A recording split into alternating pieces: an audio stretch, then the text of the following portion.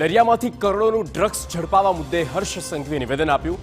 પાકિસ્તાનની નાપાક હરકતનો પર્દાફાશ થયો છે અને દરિયામાંથી ડ્રગ્સ પકડાયું નથી, પકડવામાં આવ્યું છે.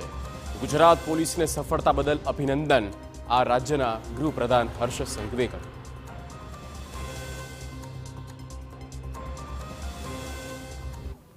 પકડાયું નથી, પકડેલું છે અને એ પકડનાર ભારતીય કોસ્ટગાર્ડ અને ગુજરાત એટીએસની ટીમ ખૂબ મહેનત થકી આ ડ્રગ્સ પકડવામાં સફળતા પ્રાપ્ત થઈ છે.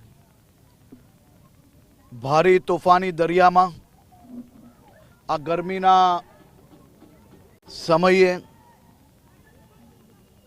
અનેક દિવસો સુધી રાત દિવસ આ તોફાની મોજા વચ્ચે આ પાકિસ્તાનીઓની નાપાક હરકતને રોકવામાં આપણને ખૂબ મોટી સફળતા પ્રાપ્ત થઈ છે.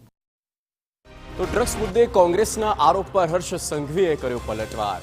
શું દરિયામાં કોંગ્રેસના કાર્યકરો ડ્રગ્સ પકડવા ગયા હતા તેવું હર્ષ સંઘવીએ કહ્યું.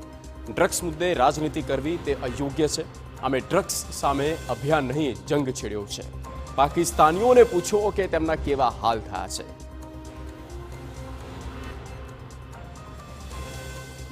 પ્રવેશ દ્વાર પર કોઈ કોંગ્રેસના કાર્યકર્તા પકડવા ગયેલા ડ્રગ્સ?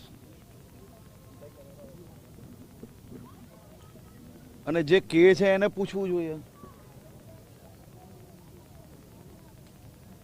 આ પકડવા માટે જે અધિકારીઓ, જે જવાનો કામ કરી રહ્યા છે, ડ્રગ્સનો વિષય એ રાજનીતિનો વિષય નથી. આ વિષય સામે નરેન્દ્રભાઈ મોદી સાહેબની સરકાર,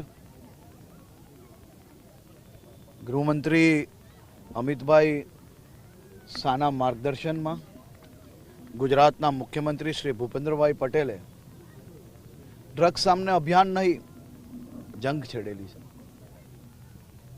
અને પાકિસ્તાનીઓને જઈને પૂછો કે શું હાલ થયા છે.